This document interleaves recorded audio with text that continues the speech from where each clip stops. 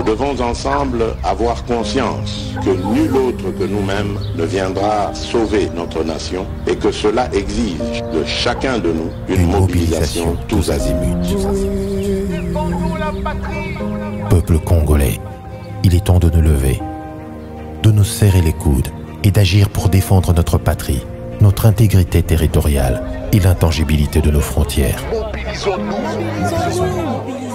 La République démocratique du Congo est victime d'une nouvelle agression rwandaise et des actes criminels et terroristes du M23. Ils ont juré de compromettre l'élan de notre progrès, nous diviser et perpétuer le pillage de nos ressources naturelles. Le sang a trop coulé, de vies sont fauchées, notre faune, patrimoine mondial, est détruite. La situation humanitaire est alarmante. Nous avons un devoir sacré de résistance patriotique et populaire. Pour cette cause nationale, mobilisons-nous. Au-delà de tout clivage, y compris politique, agissons contre l'ennemi de la paix, notre cible commune. Restons vigilants. Disons non à la stigmatisation et à tout acte de violence.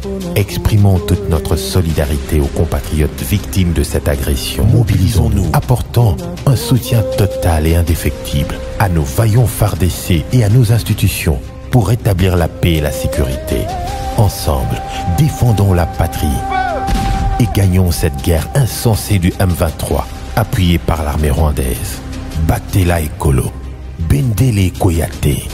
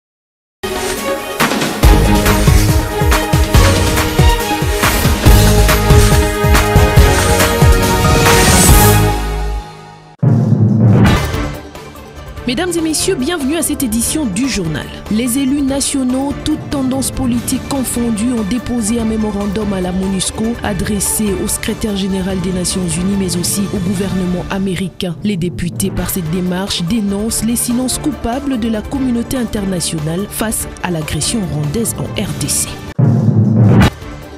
Près de 5000 jeunes du Sud Kivu, filles et garçons, ont répondu à l'appel à la mobilisation générale lancée par les chefs de l'État en s'enrôlant dans l'armée. Ils ont été présentés au gouverneur de province Théon Gwabidje lors d'une cérémonie officielle. Une fois de plus, mesdames et messieurs, bienvenue à cette édition du journal. Mesdames et messieurs, bienvenue à cette édition du journal sur la télévision numérique. Agression rwandaise en République démocratique du Congo. Les députés nationaux dénoncent le silence coupable de la communauté internationale. Les élus nationaux, toutes tendances politiques confondues, sont allés déposer un mémorandum au siège de la MONUSCO à Kinshasa. Un mémorandum adressé particulièrement au secrétaire général des Nations Unies, Antonio Guterres, mais aussi au gouvernement américain. Le reportage nous est proposé par John Zati sur les images de Jacques Abré.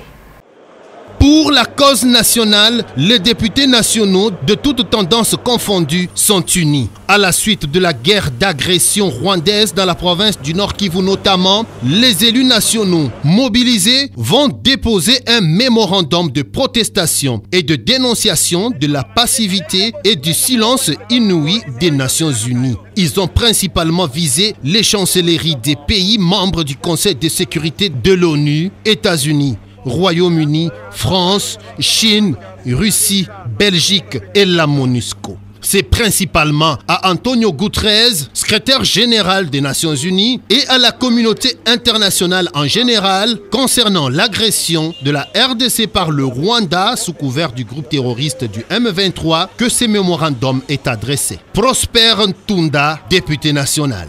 Exigeons aux Nations Unies, à l'Union africaine et aux organisations sous-régionales ce qui suit. L'arrêt de tout soutien au Rwanda qui ne cesse de faire couler le sang des Congolais et piller les richesses de notre pays. La levée de l'ambiguïté qui pèse sur notre pays dans le processus d'acquisition des équipements et matériels militaires, conformément à la résolution 1807 de l'ONU de mars 2008. La condamnation ferme du Rwanda. Le vote de sanctions ciblées contre Kagame, président du Rwanda, et ses généraux. L'exclusion de toute possibilité de mixage, de brassage et d'intégration des éléments des groupes armés rebelles dans l'armée congolaise. Les élus nationaux ont tenu à rappeler à tout le monde que la République démocratique du Congo reste une et indivisible. Son peuple est déterminé à défendre son intégrité territoriale jusqu'au sacrifice suprême. Toujours en rapport avec la situation sécuritaire qui prévaut dans la partie est de la République démocratique du Congo, notamment avec cette agression du Rwanda sous couvert du M23 dit sol congolais, les sénateurs membres de l'Union sacrée, conduits par le président de la Chambre haute du Parlement, Modeste Bahati Lukwebo, montent au créneau et soutiennent d'une part les forces armées de la République démocratique du Congo et de l'autre les commandants suprêmes des FARDC, le président de la République Félix-Antoine Tshisekedi. C'est dans cette optique qu'au travers une déclaration faite au siège du Palais et du Peuple, il lance un appel à la mobilisation générale pour booster hors de nos frontières tous les ennemis de la paix. Je propose d'écouter les sénateurs Jean Bamokito dans cet élément que nous propose Lisette Kengakelekelo.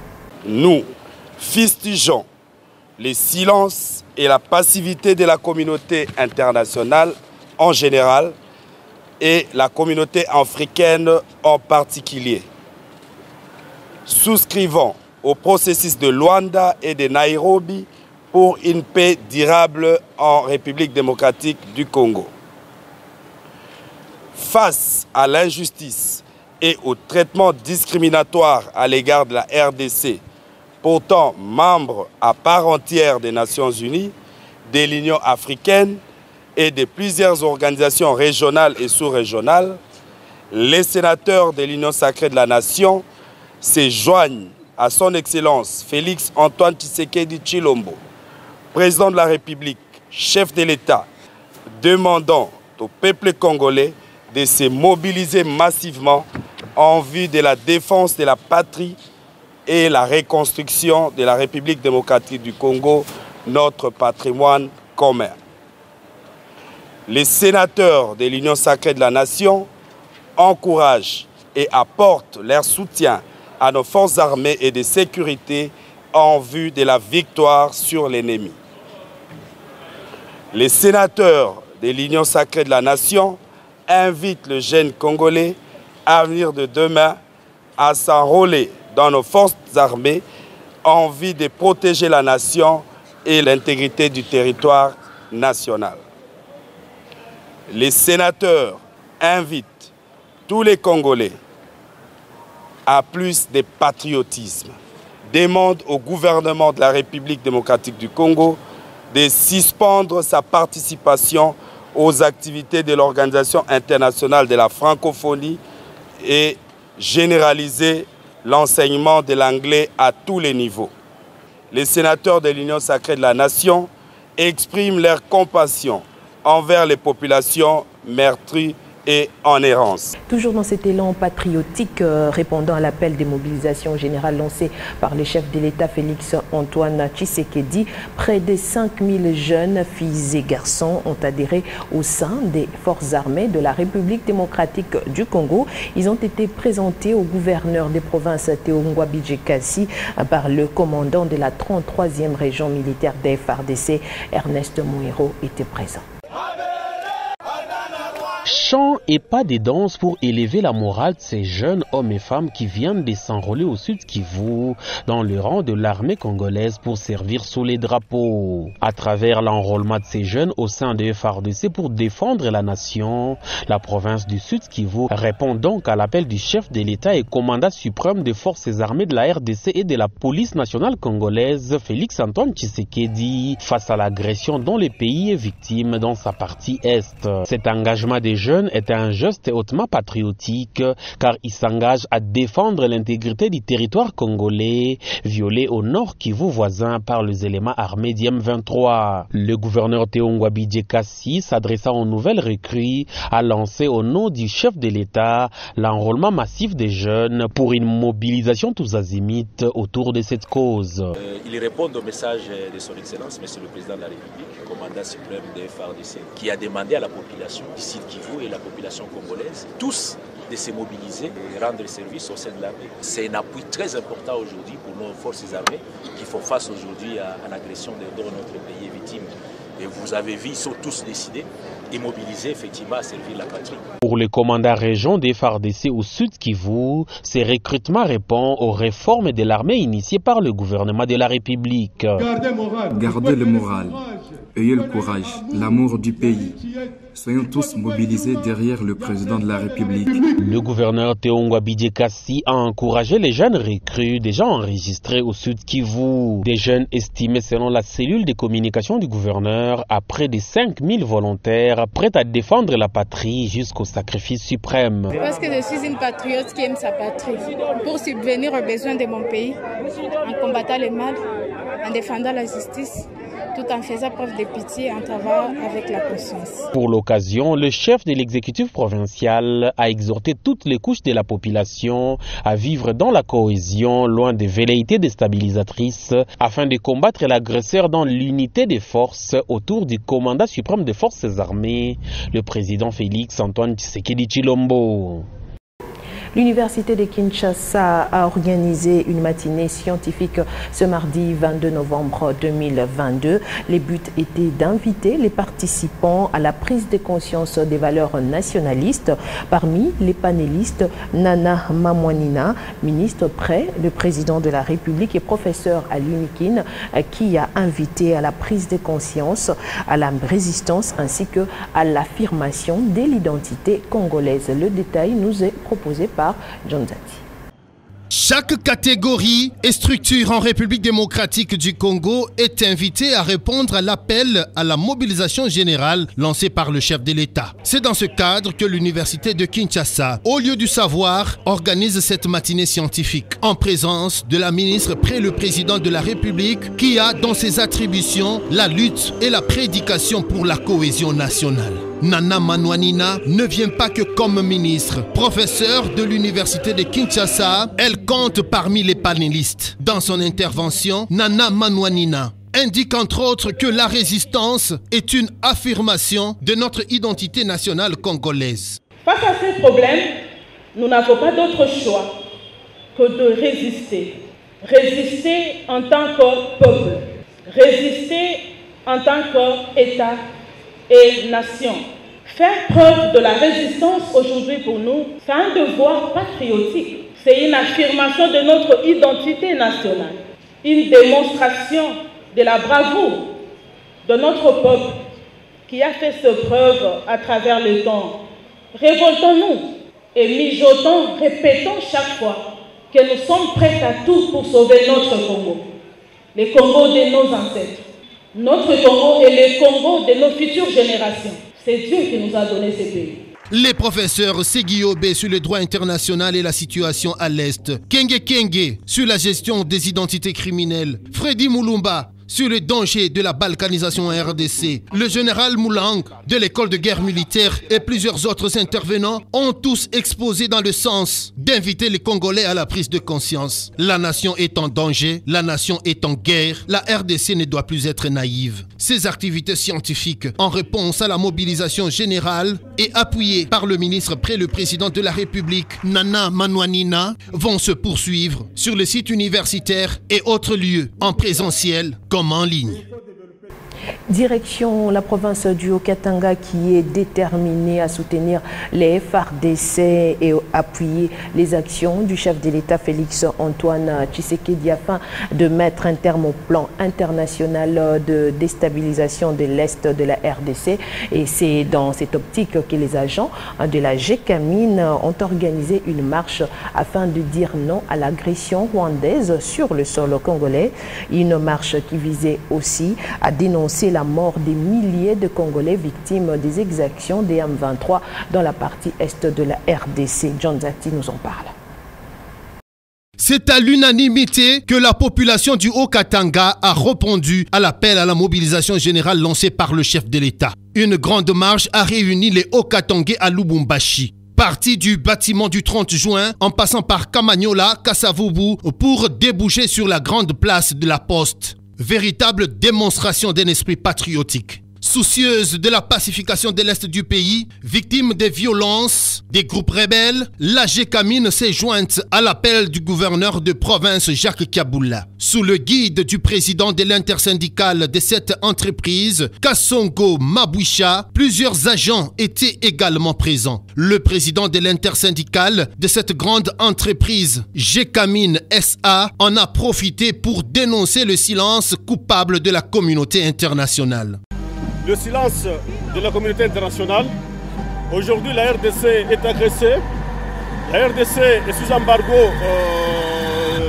de ne pas importer les armes. Nous pensons que c'est de l'injustice et nous ne pouvons pas nous taire. Pour l'amour de notre pays, nous sommes appelés tous à être devant, à être debout, car c'est nous-mêmes qui devons sauvegarder l'intégrité de la RDC. Nous soutenons les FARDC pour leur dévouement, leur bravoure, nous serons toujours derrière eux. Tous les Haut-Katangais demeurent mobilisés pour soutenir le président de la République, Félix Antoine Tshisekedi Tshilombo, et les FARDC dans la défense de l'intégrité nationale. Le président de la Commission électorale nationale indépendante s'est entretenu avec John Dunlop, directeur pays de l'Agence américaine pour le développement international. Au menu de leur échange, les processus électoraux en cours en République démocratique du Congo. Arlette Ngomba nous en parle. Dans ses prérogatives de promouvoir la démocratie, l'Agence américaine pour le développement international, à travers son directeur pays, est venue s'enquérir de l'évolution des questions des élections en République démocratique du Congo. Entouré de ses collaborateurs, le président de la centrale électorale a fourni toutes les explications assez hautes sur les différents aspects concernant le processus électoral, avec une de ses phrases importantes qu'est la révision imminente du fichier électoral à travers l'opération d'identification et d'enrôlement des électeurs prévue en décembre 2022. Pour nous, c'était très encourageant de voir que le CENI a fait beaucoup de progrès avec tous les différents aspects et nous espérons et nous encourageons le gouvernement, le CENI, de continuer le progrès qu'ils ont fait parce que, comme j'ai dit au début, on espère toujours d'avoir les élections sur un calendrier qui est transparent et qui est libre. Il a donné les assurances et nous sommes très encouragés sur ça parce qu'il semble comme tous les éléments des élections ils sont en place et nous espérons que ça va continuer. Des échanges francs qui ont réjoui John Dunlop qui répare avec des assurances que les élections se dérouleront dans le respect des principes démocratiques et selon le délai constitutionnel. Et puis cette page noire, l'ancien porte-parole du chef de l'État, Kassongo Mwema Yamba Yamba, sera inhumé en France. À Kinshasa, les obsèques sont prévues ce mercredi 23 novembre 2022 avant le rapatriement de sa dépouille le même jour en France pour la cérémonie d'inhumation. Décédé depuis le 12 novembre dernier, Kassongo Mwema Yamba Yamba fut un grand journaliste à l'échelle nationale comme internationale. Avant son décès, 2017, il occupait le poste du président du conseil d'administration de l'agence congolaise de presse ACP après avoir été porte-parole du chef de l'État Félix Antoine Tshisekedi. À ce sujet, le chef de l'État a fait une rencontre familiale de l'illustre disparu, notamment la veuve de Kassongo. Voilà, c'est par cette note noire que nous mettons un terme à cette édition du journal. Mesdames et messieurs, merci à vous d'avoir été nombreux à vous informer sur Digital Congo Télévision. Bonne suite de programme sur votre antenne.